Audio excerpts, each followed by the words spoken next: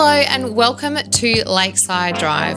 Today I have such a special guest who I am so stoked to interview.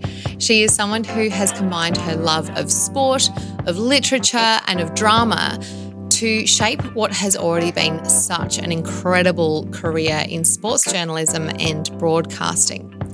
Laura Winter joins me to talk about how she grew her career to becoming a trusted voice in Formula One.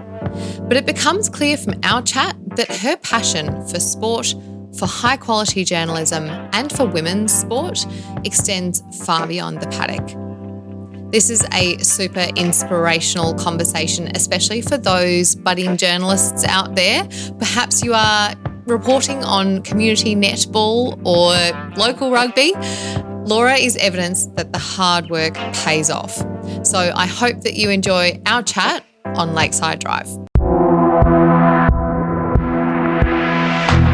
So I'm joined today by Laura Winter, straight off the plane from Monaco, no less, from the Formula 2 and Formula 3 presentations.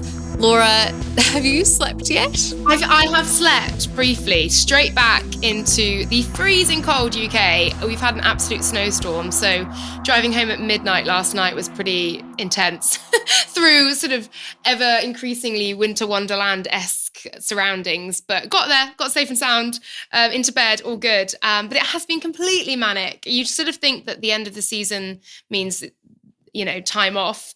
And I've had sort of people saying, oh, you have loads of time off now. I'm like, no, not at all. And I think, you know, F1 City season has reignited with the team principals today as well, recording this in mid-December. So yeah, it's all kicking off and all still very much go. It's all kind of goes into awards and parties and nice end of season celebrations, which is great and amazing, but still tiring.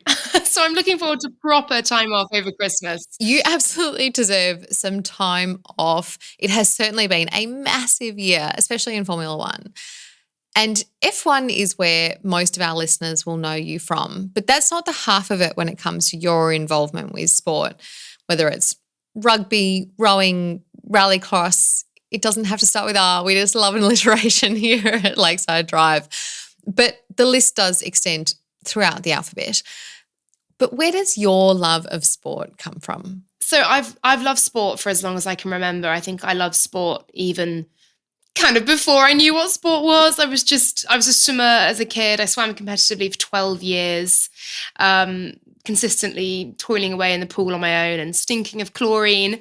And sport was always on in the house as well. We had, whether it was the Olympics, the World Cups, rugby and football, tennis, Wimbledon, we always had sport on. F1, that was on a lot in the house as well.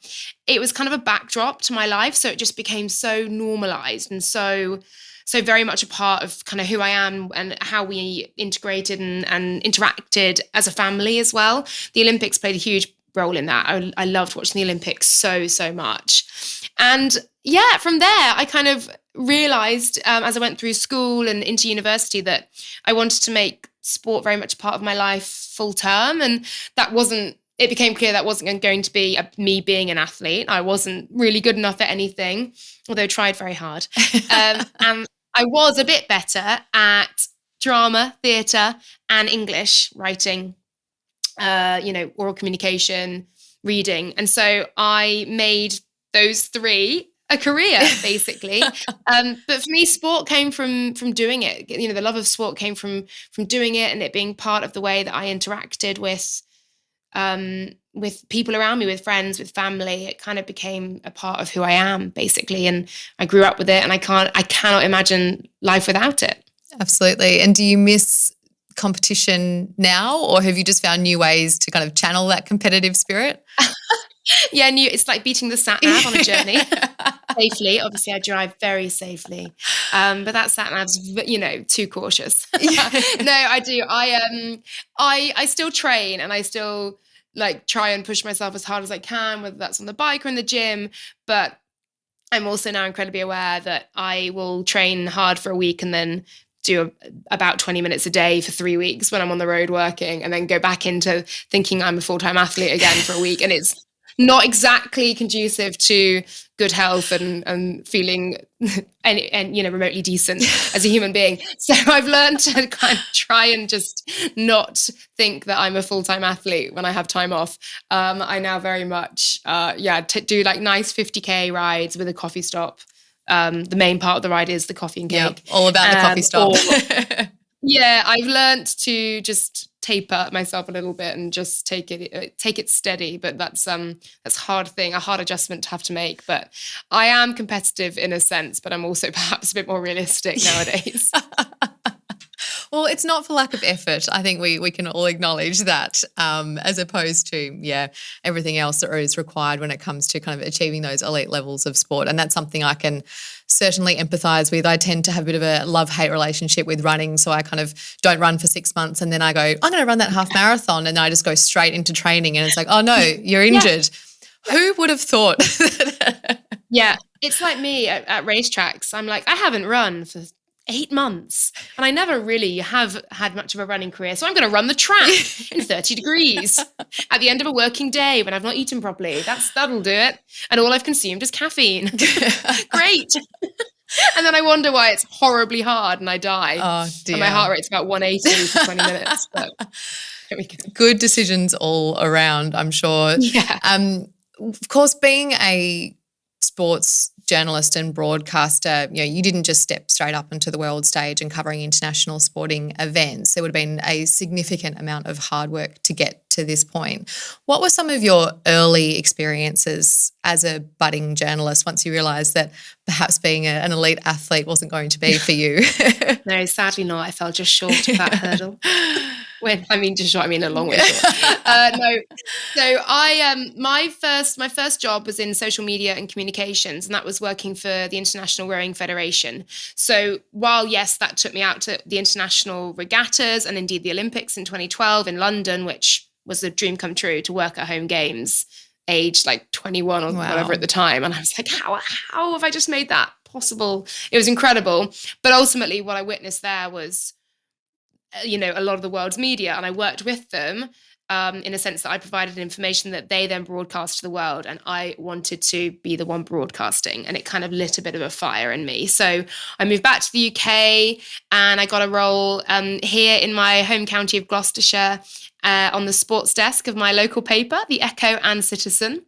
And I started working the local patch, like the local sports beat. I was doing grassroots rugby, the local teams here, sort of National 1, National 2, National 3. And I was covering all sorts of sports. And we're lucky to have some brilliant Olympians here as well who provided some great stories. We had a few of the England rugby girls here when they won the 2014 World Cup. So I had I brought a lot of new sports in to get coverage that typically aren't covered. It was very much male dominated, very traditional, patriarchal sort of environment. I was the only woman for a long time, and it wasn't altogether the most encouraging or welcoming of environments at times, but I kind of used that as fuel a little bit, and loved getting women's sport on the back page, or a sport that wasn't considered sport by them, into the back pages, whether it was rugby, women's rugby, or triathlon, or modern pentathlon, or whatever. I kind of made it a bit of a mission to broaden horizons, I suppose. And from there, I knew still that I wanted to be a presenter and to broadcast, and it was about working out how on earth I was going to get there. In 2014, I got a role through Great Big Events, who are a sports presentation company. They provide all of the music, sound, big screens, intros and outros, and all the stadium atmosphere that's created. They create that for many different sports. They're a brilliant company, and gave me my first chance as a presenter, initially in under 16 national netball finals. Which were great, and I was terrified. It's so hilarious looking back, but I was so nervous and wanted to do a really good job. And then I went on to do the under 21 World Championships. That was exciting. Did a couple of days there and enjoyed that. Again, it was a slightly bigger stage in a sense. And then in 2014, in the summer, I was the Commonwealth Games netball presenter in the stadium.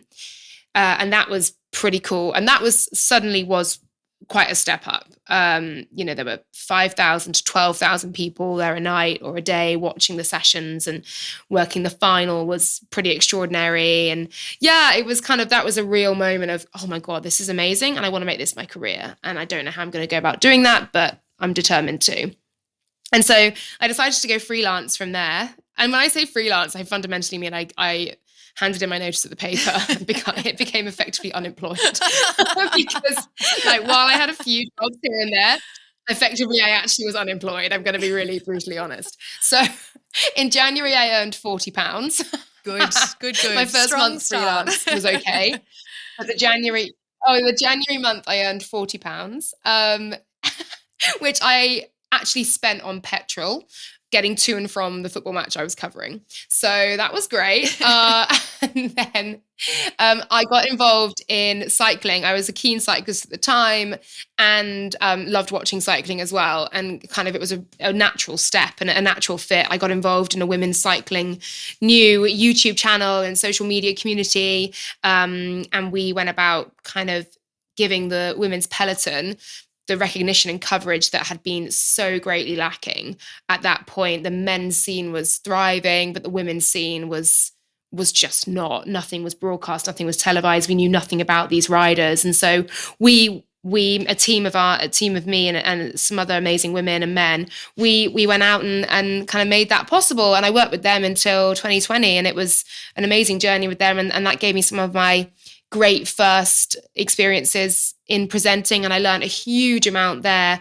And I think it's important to learn a lot in these jobs, which provide a springboard, because you can make your mistakes and learn and redo in a more, in a safer, more comfortable environment than when you're thrust into the limelight on the grid at F1, and you can't make many mistakes there. You've got to be so on it. So I definitely made my mistakes along the way, but I'm very grateful for each experience I had up to that point, because it's shaped me into who I am today. And making those mistakes in the earlier part of your career is inevitable, but it's how you learn from them.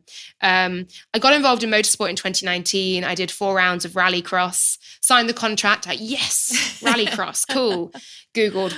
I just didn't know. It's a whole new world to me that I just didn't understand. But I never ever want to be that presenter who comes into a sport and just pays lip service and stands there and looks a certain way and just sort of blandly and talks about the sport and doesn't know anything about it, and obviously hasn't taken the time to really research the sport and to understand the athletes or the drivers or the players or whoever it is you're covering. Yeah. I think you do a huge disrespect to a sport if you don't give it the full oomph and give it the coverage it really deserves. So I did a lot of research going in, and the commentator Andrew Coley on that one, he was incredible, and he took me under his wing and showed me the ropes and sort of said, okay, say this, this is what it all means. And I said it all going, I don't really understand what I'm saying, but I'm sure it makes sense to motorsport enthusiasts. The track's green, but it's evolving, and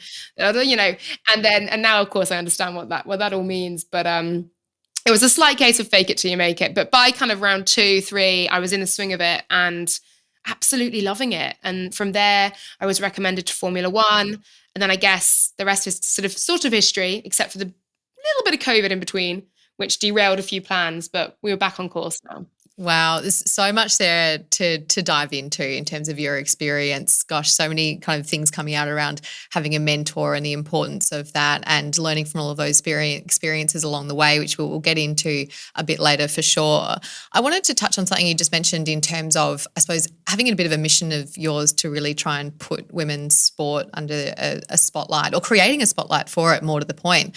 I think we talk about, I suppose, different, female presenters, but also, whether it's journalists and the athletes, of course, themselves, and how much they are carving a path for, these young girls who either want to be athletes or involved in sport in so many ways, because just sport as a whole has always been such a, traditionally male area, and you're one of those people, like it or not, Laura, who is doing that in terms of creating that space. No, and I really mean that, creating that space in terms of, not just having a seat at the table, but that actually being part of how a sport and sporting world kind of evolves. Many of the events that you do cover are also, you've picked yourself a very hard kind of list in particular, rugby, snooker, motorsport, rallycross, sport in general has always been traditionally male area, and you've chosen some of the most probably, tricky ones in that regard. What has your experience been in that way, and what advice would you have for other women but young girls who are looking to enter the sporting world? And it doesn't have to be kind of journalism or broadcasting specifically, but wanting to enter the arena. What would your advice be, and what's been some of your experience? Well, thank you. That's very kind of you to say. I think for me, growing up as a swimmer, gender was never a barrier. I was never aware of my gender. I was never aware that, and that's obviously, a very privileged thing to say, but I was never aware that being a woman meant, or a girl meant, I couldn't do sport or shouldn't do sport, or it wasn't a place for me, or people would think it was strange or weird. And it wasn't until I got to kind of 18, 19, and I looked at more broader media coverage and didn't see any women and didn't see any of the sports that I at that time loved, that, the sort of Olympic sports like swimming and rowing, and these sports didn't get coverage. And I just felt that women didn't, I think women's sport coverage amounted to about 3% in 2012.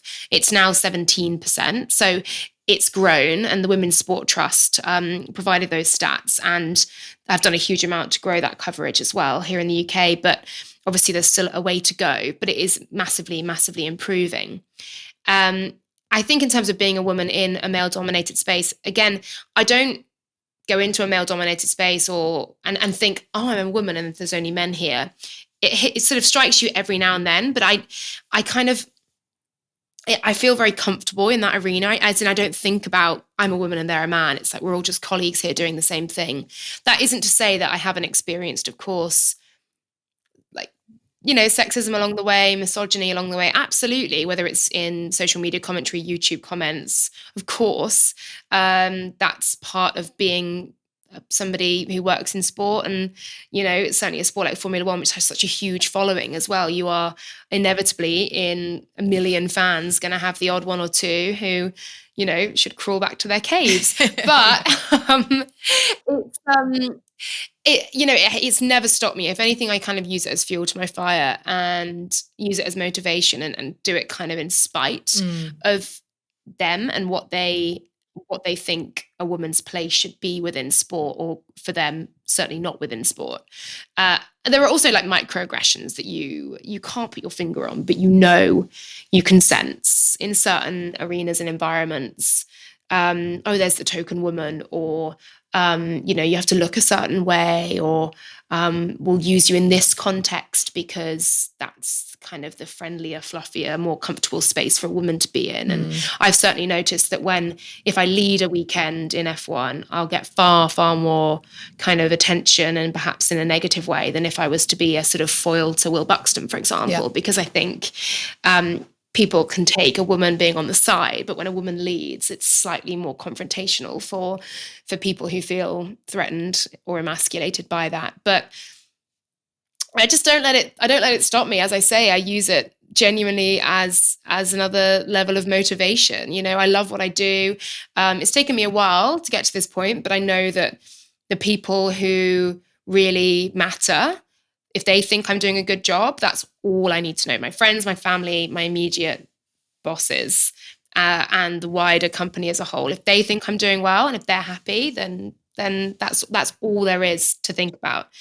Yes, you want to make sure that fans obviously respond positively to you, but you can't please everyone. And so it's about doing the best job you can, being the best prepared, and kind of not thinking of gender as this constant, your gender as this constant factor in how you broadcast, because it's not, and it shouldn't be. We're all just people here to talk about sport. I think that's the thing. Sometimes we forget about what we have in common. And like you said, it's very easy to focus on those things that kind of set us apart, and the fact that there's always going to be these outliers, people who you can't either please or just never relate to, but at the same time, or never relate to you perhaps. But you all have this common thing, which is sport, and in this context, Formula One, which at the end of the day, like you said, we're all just here wanting to talk about it, and gas bag about what's going on track and off track. And there's so much that does unite us. I think the tricky thing now is that people who have perhaps always been there in terms of supporters who might not be as positively spoken or supportive in this way now just have a much bigger platform to which to kind of, yell those voices. But it sounds like the advice might be just to keep your head down and let your work do the talking, by the sounds of things, for people who might be looking to enter this space. Just on that note as well, in terms of, I suppose, the role of social media, things have changed so much. I imagine even since you started working in kind of journalism space and sports and broadcasting space, people are turning to YouTube, to social media, to streaming platforms to get updates and information.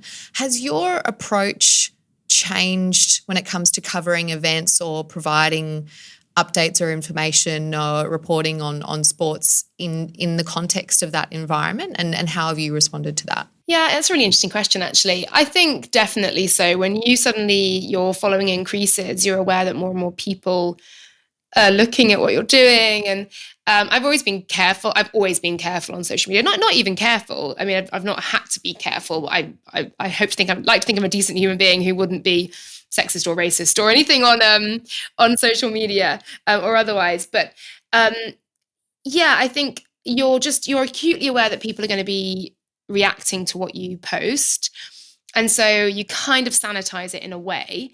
I also think it's really important to be vulnerable and authentic on social media, certainly on Instagram. That's the kind of platform for that. So I also allow myself to do that and create that space as well, while also protecting me and my privacy and who I am. And that's been a balance this year that I've had to, as my following has grown a bit, and we're not talking, much, but it's still, it grows, and it is a little overwhelming when you sort of are suddenly aware that a lot of people are looking at your profile and perhaps talking about it and talking about you and what they perceive they know of you. And I think that's the thing, is that people think they know you because they see you on social media. And of course, they know a part of me, and they know the side that I wish to portray on social media, but they don't necessarily know you as a person. The Laura with my family or my friends or my loved ones. So it's just about getting that balance right, of like protecting yourself and not being too exposed and giving too much of yourself away if you don't want to, but also being vulnerable and authentic and real and having fun as well, because I think so much of social media now is like an actual bin fire. Yeah. So great reference to the bin, by the way. Fun and light. I mean, we love that here. I do not tweet any opinions anymore, because there's no point. You will piss someone off if you say the sky is blue. Someone will be furious with you. So there's just little point in tweeting much opinion nowadays. I can't be bothered with the sort of, I just don't want to fight with strangers on the internet. Do you know what I mean? Like I haven't got any. Is that not how you like to spend your downtime, Laura? I thought that would just be really fun. As soon as I start getting like abused for something on social media, I get so anxious. It's just, I just haven't got and I've learned to kind of deal with that in a way, but I haven't got the time or the emotional, mental, physical capacity. Like, where do these people get the time? Genuinely. Yeah. I have no time to do that. Yeah. I'd rather call somebody and have a chat with a friend than sit online and abuse strangers. It's so strange. And I try and really steer clear of that. So I guess, yeah. And, social media is an incredible thing. And I've made amazing connections through social media and have got jobs through social media and all of that. But it's also can be an absolute shit tip. So just navigating it. Completely agreed. Yeah. And keeping kind of yourself, staying true to yourself, and putting yourself first when you present yourself is important as well. Yeah, absolutely. Like you said, there's so many better ways to spend your time, and productively and positively as well. It's it's amazing, like you said, to see the time people have on their hands. And also, like you said, the emotional exhaustion that actually brings. I remember sitting, I've been on a train actually. I was over in the UK and I saw a bit of a kind of kerfuffle in front of me and this quite angry outburst of somebody, and you never try to judge about in terms of knowing what's going on with somebody that day, but it was so evident the amount of anger that was just on tap, ready to go at this complete stranger. And I thought, oh goodness me, like what a weight to carry to have that type of emotion kind of at your fingertips, which is, it's just really interesting. So like you said, if you're aware of that and also how it makes you feel, you kind of go, if engaging in a certain way isn't aiding positively to your experience, then that's a pretty easy one to kind of cross off the list as to how you're going to spend your time, which, energy management is what all of that comes down to.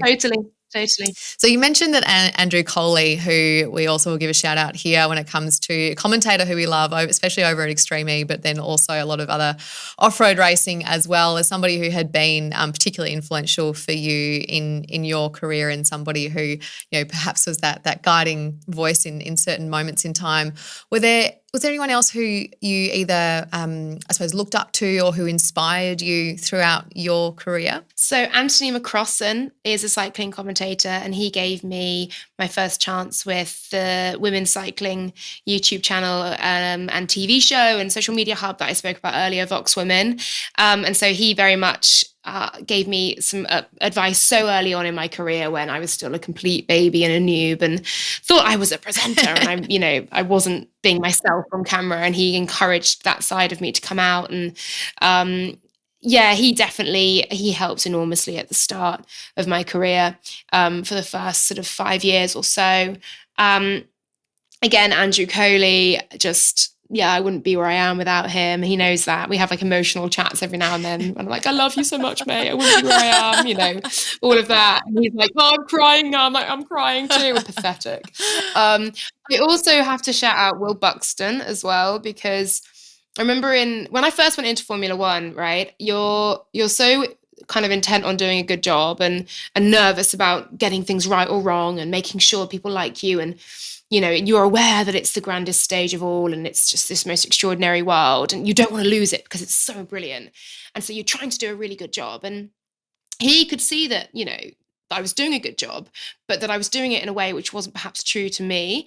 And there was a weekend warm-up he and I filmed in the Turkish Grand Prix in 2020 and 2021. And he just brought out this side to me. Like, me and him, we bounce off each other so much on air. I think people think we're together. We're not together. He's got a wife, but he's like a TV husband. The comments after that weekend warm-up were interesting. But no, we just bounce off each other so much. There's such a chemistry between us on air as co-hosts. We love working together so much. To clarify. Yeah, just for the record. And that weekend warm-up, he said to me, you were so yourself then. That was really good. And I was like, no, oh my God, I was being so silly. People are going to think this and X, Y, Z of me. And people, because I'm a woman, they'll perhaps think I'm not serious enough and I'm frivolous and whatever, second guessing yourself and overthinking, which is a chronic habit of mine that I need to stop. But actually the overwhelming reaction was very positive. And Will was like, you need to be yourself on camera, because more you than you're willing to give, and allow that silly side to come out. And he brings that out to me. And I know other people as well. Lawrence Bretto has said similarly to Will that he brings out this side to him that's just so much fun. And I think, Will's definitely helped me enormously when I've got really stupid questions that, as somebody who's relatively still new to Formula One, I obviously will have. He helps me, and I was like, Will, I'm having a mental block, or Will, I don't know this. Sorry, it's such a stupid question. He just tells me. There's no judgment, there's no agenda, there's no like, oh my God, I can't believe she didn't know that. I really don't think she should be working in Formula One. It's just straight up. He's such a good mate. So yeah, I've got to shout out Will as well. He's been amazing. That's fantastic to hear, and it's interesting that you mentioned Lawrence Bretto. He's certainly somebody who, from my perspective, watching, I was like, I feel like I've watched him come out of his shell, and we're getting much more of him as viewers, and it has certainly evolved. We talk about Weekend Warm Up in particular so much, as everyone kind of finds their groove, and like you said, that chemistry on camera it's absolutely apparent, and I'm sure it results in rumors are rife everywhere. But it does. It really does evolve the spectator's experience, because one of the big things about Formula One in comparison to other sports is that the vast majority of Formula One fans out there will never attend a race. So it's a really important component of a weekend to help those who are watching kind of feel like they're there and they're part of it, and that type of thing, which I think is a bit of a unique part about this sport, and the role that hosts and reporters and that type of thing actually play for those kind of watching along from home. But let's talk about Formula One in particular. So we talked a bit about your background. Let's get stuck into F1. It is an F1 podcast after all, so we should probably talk about Formula One a bit more specifically. So you came into F1, you've done rallycross, cycling, everything we've just been talking about. What were your first impressions for the first time reporting from the paddock? Oh, I was terrified. I was terrified.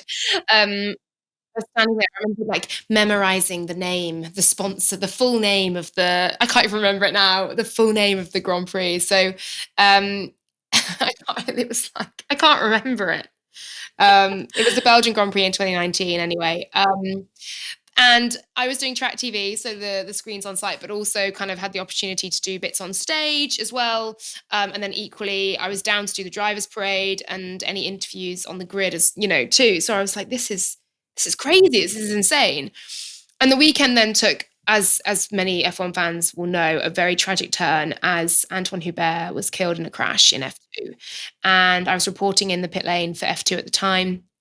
Again, that was thrown in the deep end there, but then obviously it just became the worst weekend. But equally, you saw the best and worst of the sport all together, and the way that the motorsport world came together in on that Sunday for the Grand Prix was incredible, and it felt immediately a huge privilege to be involved, whether that was through the absolute tragedy of it, being there and witnessing that. The way that everyone came together, the collective grief was really powerful, and working in the paddock itself before that sprint race also was a huge privilege. I was so aware that I felt kind of like, I don't know what the hell I'm doing here or how I've managed to get in, but I definitely at that I knew I was like, I'm not going to get out. I'm not leaving. I'm not leaving. I'm here to stay. I loved it. I just absolutely loved it. And then so many people you speak to say it about Formula One, that it's like a gateway drug. Like you do one race and then that's it. The addiction is there. And it's the same watching, I think, or watching Drive to Survive. And then it's a gateway and then you're in and you're hooked and there's no getting out. And then, 2-3 years later, 2021 was my first main season. I worked 2020 mostly doing virtual interviews from home, but 21 was my first season. And I mean, how lucky, like an unbelievable season that was to witness that level of sporting rivalry and drama and controversy was just unbelievable. Such a privilege and such a kind of like, where were you moment. Abu Dhabi just felt like we were the epicenter of the world. Not just the sporting world, but the world. And then 2022, obviously a new era for Formula One. Again, a privilege to be there and part of it, and to play a much bigger role in F1 TV as well. So, as I've kind of moved through each season and got more and more involved, it's just been incredible. And that feeling for me, I'm kind of like 26, 28 races in now. Yeah. Which is ridiculous, really, for me. I don't know how I've managed that. But to be, I still get the same feeling walking into the paddock and walking onto the grid. I still get the same, this is unbelievable. And the grid is like bottle that and sell it, like that grid atmosphere. You make your billions. It's just magic. There's nothing like it. There's nothing like it, and that's a problem because it's it's addictive. But it's just epic. I just yeah, I love it. I was going to ask you if it was something that you warmed to immediately and you wanted to keep doing. So that question answered then Yeah. quite clearly in terms of Yeah, absolutely hooked from very the much. first second. um, Yeah, absolutely. Talk to me. I know we're all a little bit sick about talking about COVID, but I think it's quite interesting to talk about in terms of the context in your experience, because you're kind of new into this sport, and then the sport had to kind of confront this whole new situation, which it didn't even know how it was going to handle. What was that adjustment and transition like from your perspective? Like you said, you're sitting at home doing interviews and that type of thing. Did it get in? Do you feel like it got in the way of your career? Did it help to propel you forward because we're more open to doing virtual interviews, and things became a bit more non-traditional? What was your experience from that perspective? So 2020, I kind of viewed as like a big breakthrough year for me. I got a list of races I was going to do in October the year before, and I had kind of like 10, 12 races. And I thought, oh my God, I've really like broken in and made it. And I was really excited. And then obviously everything that happened with COVID, that was just ripped up and thrown out the window. So, I mean, for the first part of COVID, I had 3 weeks where I was just absolutely terrified. They hadn't announced any kind of government support for freelancers. Um, I had no work. I think one afternoon, my entire year of work disappeared. I was sitting in a flat that I was renting at the time, and I had no idea how I was going to earn money to rent. Um, and then equally, you have those kind of concerns yourself, but I also was suddenly, you're acutely aware people are dying, and increasingly so each and every day.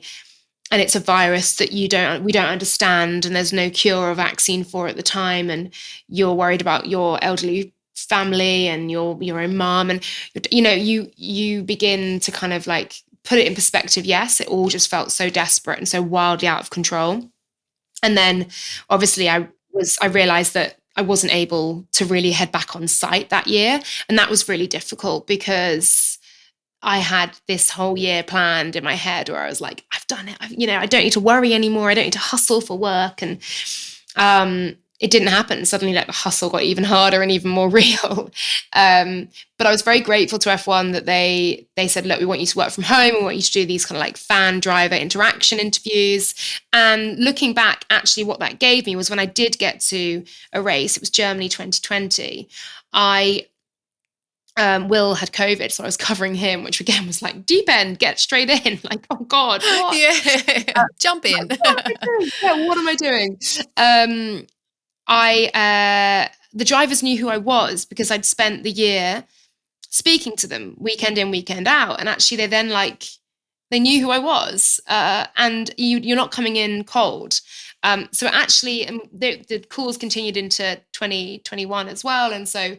Again, each and every race weekend, I'm speaking to the drivers. And so they become much more used to you, and they know that they can trust you in some respect as well. So I think it was hugely beneficial in that sense.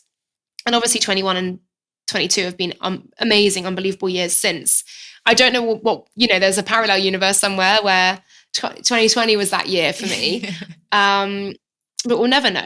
We'll never know. And I guess I like milked 2020 and all the challenges for what they were worth, and I tried to find my own route through.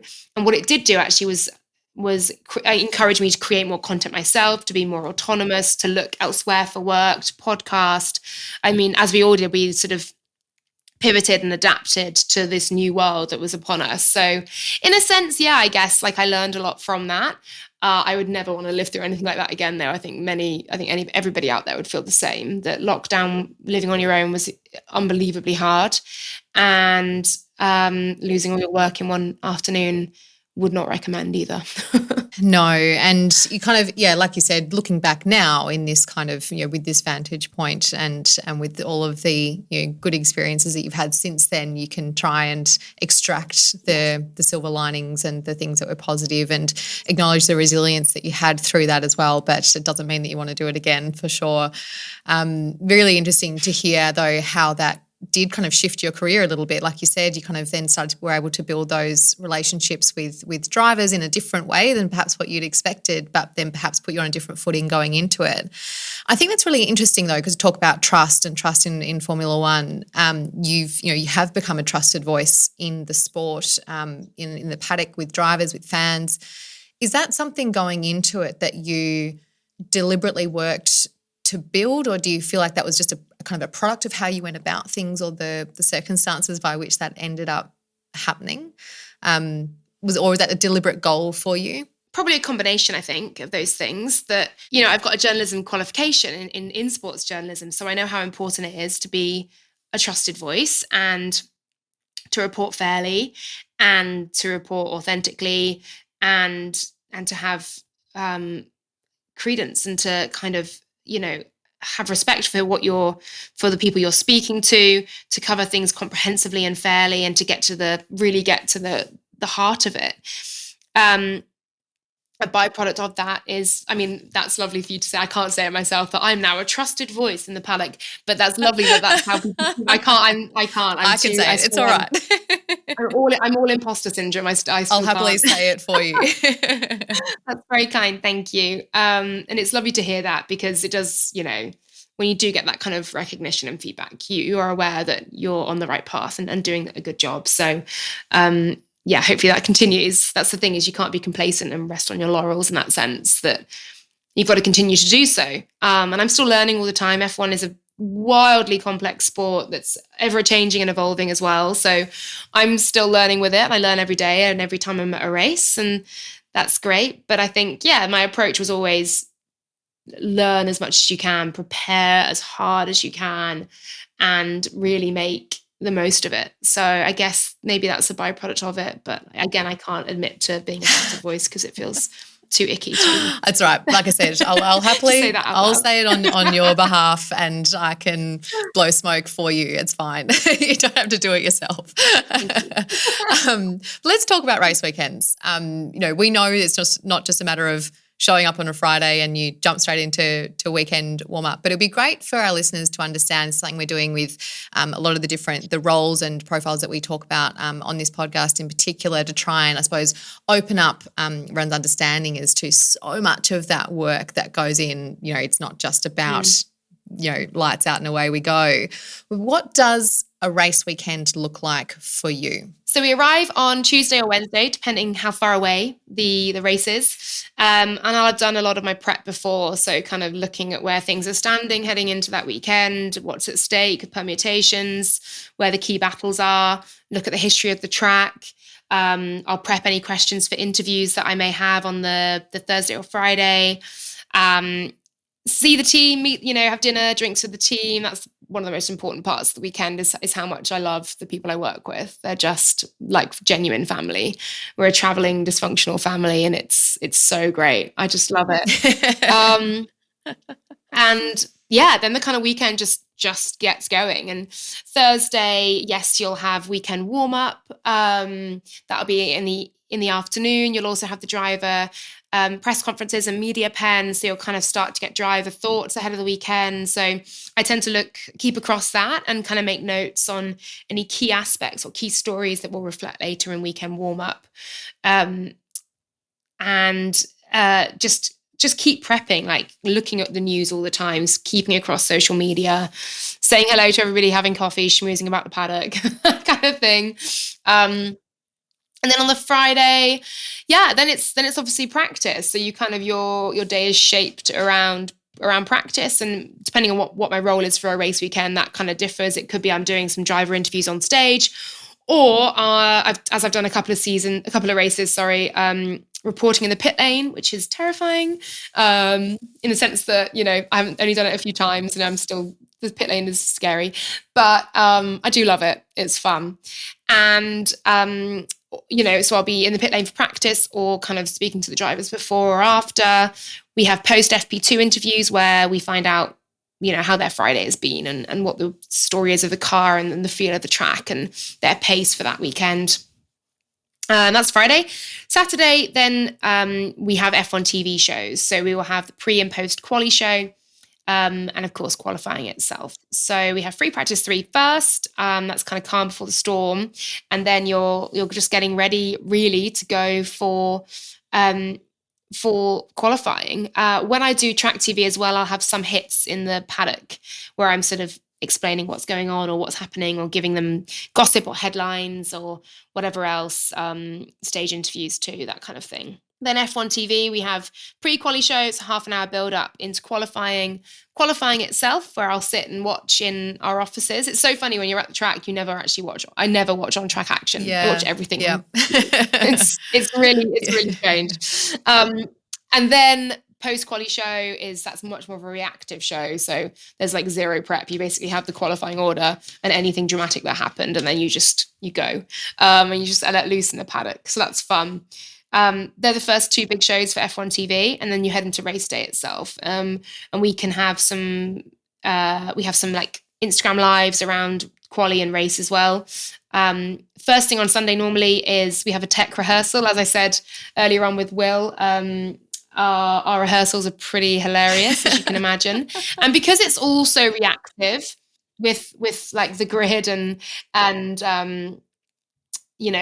the pit lane and things that changing, and there's breaking news right up until lights out and away we go. We prepare as much as we can. I have a running order, and I have all my notes. Like, people have seen how meticulously I write notes, like an absolute nerd. But we don't tend to like rehearse the pre-race show in a sense. We sort of like do a tech check and make sure everyone can hear everyone. And then we're like, cool, have a good show, guys. Bye. It's like, okay, here we go. There we go. Yeah.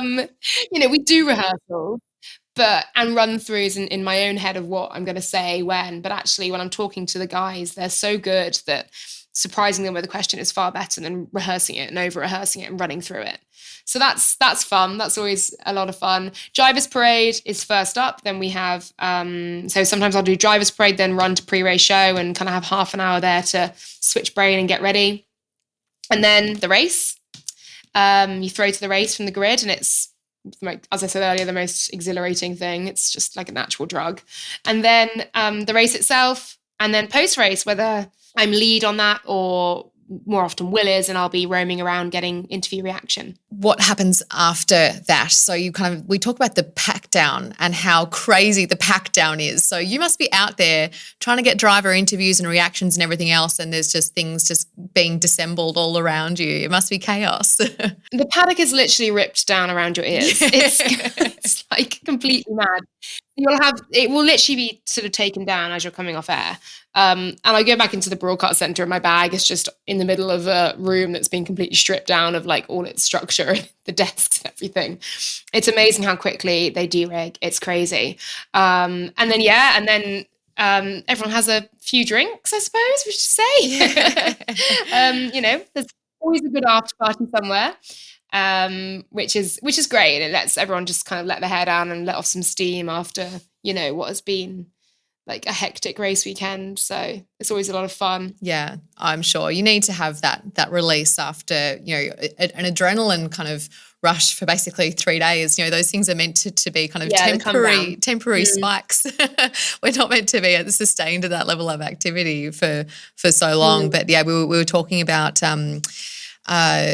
I was listening to some interviews with, I think it was with Lucy Taylor, who's Castrol / Alpine in terms of their fuel science work there, and she kind of talks about this meticulous building of either a mobile or truck-based setup in terms of testing all of their fuel and everything else. Everything goes on with it, and she talks about the meticulous testing and everything else and the build-up over 4 days, and then she goes, and then we'll pack it all up in 6 hours. And this thing that you've taken days and days to create and build just disappears. Yeah, it's like it never happened. And you go on to the next. It's crazy. It's kind of like life or death on the grid. Like, we must get this show right. And then it's done, and there's another one next week. It's just, it's crazy. It's life on the road, isn't it? And it's life in sport and in TV and in Formula One. It's epic. It's so great. Sounds amazing. And you were talking about the delights of live TV earlier, and it's very reactions based and everything else. And we've seen some amazing scenes because of the beauty of live television in particular. But whether that's weights sewn into dresses, or, there's drivers either refusing questions or whatever it might be. But you also get the wonderful elation, right, and all the positivity that comes from those things too. Thinking about, I suppose, that reporting side of things, and this might be another sport as well, but have you ever, I don't know, I suppose, asked a question a certain way or said something that you've gone, oh gosh, I wish I hadn't asked that question, or I wish I'd done that differently? Or is it just really kind of look ahead, it's out there now, can't do anything about it? Oh no, I beat myself up. I lie awake at night and think, oh my God, I can't believe I asked that. Or was that too flippant? Or should I have been more sensitive there? Or should I have been harder there? Or did I not? Was that too fluffy? I am a chronic overthinker. And I think, people may look from the outside and see somebody who kind of is presenting in Formula One and therefore has all of her shit together. And I'm here to tell you I do not. I'm a huge overthinker. I massively, worry about kind of the questions I've asked, or whether, massively. And that's a habit I need to work on myself. But equally, I think it also keeps me on my toes to an extent, and makes sure that I'm not complacent and I care. And it does show how much I care as well about the work I do, the quality of the work I do, and what's important to me as well, the relationships that you're fostering within the paddock and whatever else. I mean, I've not done anything, I've never dropped a clanger, or well, I probably have, but nothing that springs to mind. But I'm probably almost definitely have done something very stupid, but nothing, I would never, nothing deliberately kind of, you have to ask the tough questions, right? But you just do them with respect. And that's kind of the way my outlook on it. Yeah. And it's interesting, I suppose, they know that you've got a job to do as well, right? Like whether it's the team principals or drivers or anybody else who's involved in teams and pulling them together over a weekend, they know that, that you've got a job too as well, and it's all about that respect for sure. So we've got some questions that have been written in from our listeners. Kind of two questions here we'll ask together. One is, what is your first ever Grand Prix memory? So you did mention that you kind of, Formula One was on in the TV at home, and the kind of the second question that goes with this is, what was your relationship with Formula One prior to being involved with it professionally? So I think let's just tie that into, what was your first memory of Formula One? No, I don't honestly, and it may be offensive to people to hear this, but I don't have a memory beyond before working in it. It was on in the house, but I didn't pay too much attention. I was obsessed with swimming, and I have not grown up an F1 fanatic. Like, I'll fully put my hands up to that. In that sense, I'm not coming in as a fan. I am coming in. I obviously love the sport now. I love working in the sport, but I'm not a fan. I haven't come in as a fan in that sense, which I think helps with objectivity as well, and keeping like level-headed and neutral around things, which is important. But it doesn't deter from my love of it now. I wish I had been a fan. I wish I'd been involved in the sport for longer and loved the sport when I was older. Younger, but I didn't, it just didn't fall that way.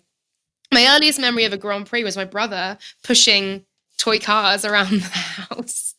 And he had his own Grand Prix, and it was like kind of like across years though. I'm not sure if we'd ever had this. So it was like Coulthard, Damon Hill, Michael Schumacher. So I think we had kind of, bit of a cross era thing going on. But that was my first memory of F1.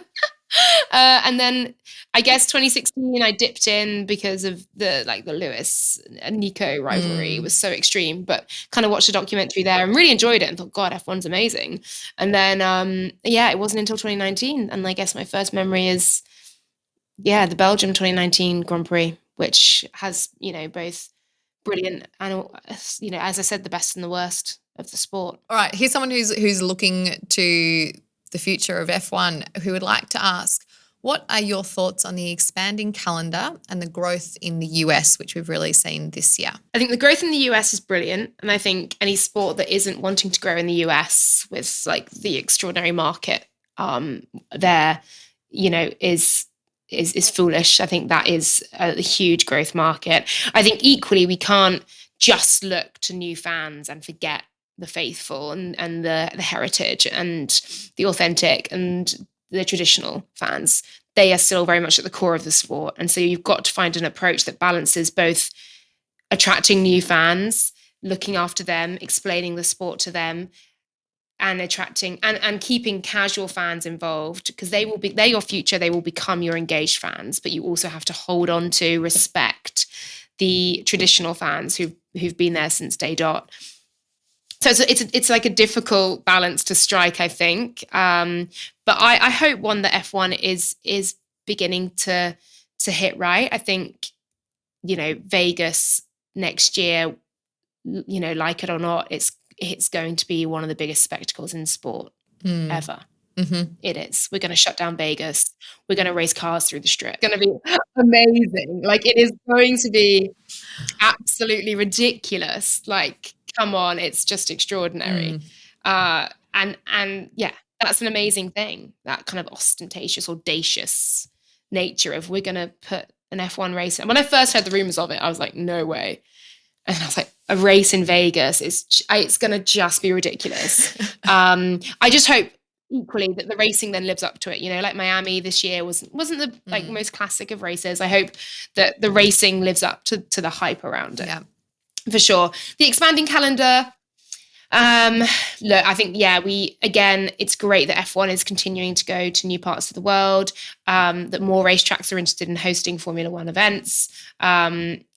But you obviously, again, have to balance that alongside ensuring that staff are okay and people's well-being is okay, and that that it doesn't get to a point where it's too much. I think 22, 23 races is a decent amount.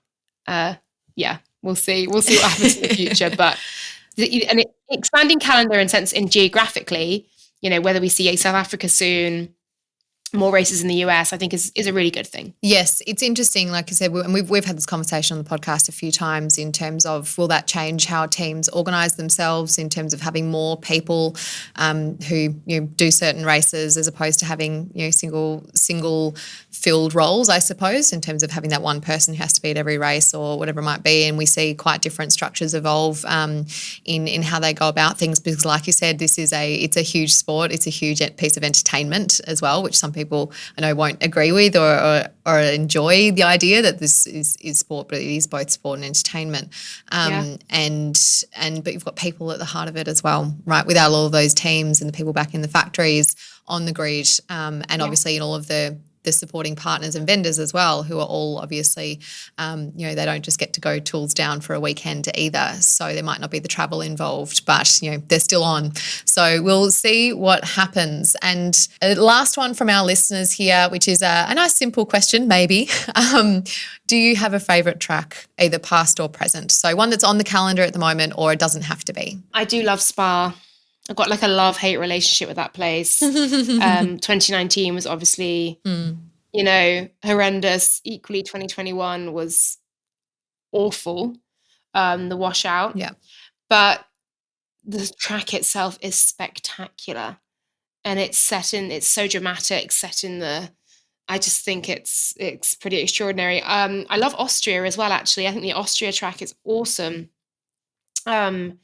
The way it's kind of set, that massive hill up to turn 3, and the way it then weaves back down. I've run a few of the tracks, and that's one of the ones I loved running. And Suzuka as well. I think Suzuka's beautiful, like the sort of flowing changes in elevation, and that's a real driver classic. So I'd say, those 3 stand out to me for sure. And what about a favourite one to visit in terms of atmosphere?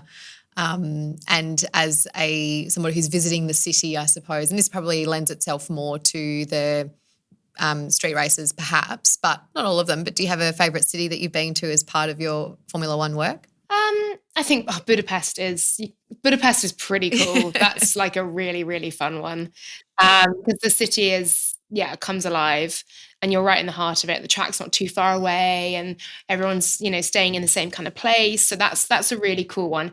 Equally, Abu Dhabi is fun. Like Yas Island is a really, really good vibe, and again, everyone's in the same place. It's end of season, so there's this real party vibe. Singapore, I'm just going to list them all, aren't I? But Singapore, just listing the calendar. And then look, for me this season, like Silverstone was an atmosphere that I'll never forget in my life. I'm so grateful to the fans there, because I did the stage interviews with the British drivers, and it was genuinely like one of the greatest moments of my career, of my life. It was extraordinary. So yeah, the atmosphere created at Silverstone was second to none this year. Amazing. Yeah, we had a great chat with Richard Saxby after the Silverstone Grand Prix. He was in the stands and taking notes for us, and then we had a chat with him afterwards, and he was talking about this year. He said, Silverstone, obviously it's something very special to British hearts, but he said every year it just seems to grow in that way, and not even necessarily in terms of the size of the event, so to speak, which obviously it does, but just its significance to the history of racing and that type of thing. He shared some very special experiences in a similar way, actually, which is interesting. So looking forward, there was some very exciting news this year for Australians, which is that F1 TV will be available in Australia. So what can Australians look forward to seeing in 2023 F1 content? Oh gosh, we had a really good planning meeting the other day, actually.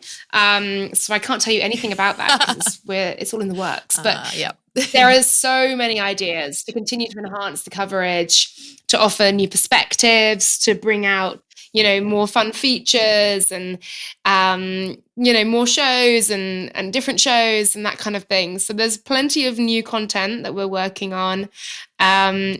Just Will and I mostly being really, really ridiculous and Lawrence kind of tolerating us.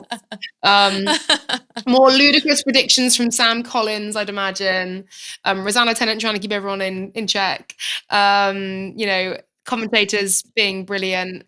It's great fun. Like what you'll get is a team of people, a small team who put on, I think really, really good shows, telling the stories of the race weekend, the paddock at large, but doing it and having the most fun. And I think if we're having fun, hopefully you guys watching will as well. So yeah, we put on amazing shows for you guys and hopefully you enjoy them as much as we enjoy making them. And talking about some wild predictions, have you got any early predictions for next year? We've got some new team principals which could throw some interesting dynamics out there. So my wildest prediction, I'm going to get on the record now. I don't know if I can. A mid-season driver switch at Red Bull. We've got a third driver, Daniel Ricciardo. May we see him back on the grid. You know that this is an Australian audience, Laura. You're playing right into the hearts of all of our listeners. I didn't actually think that.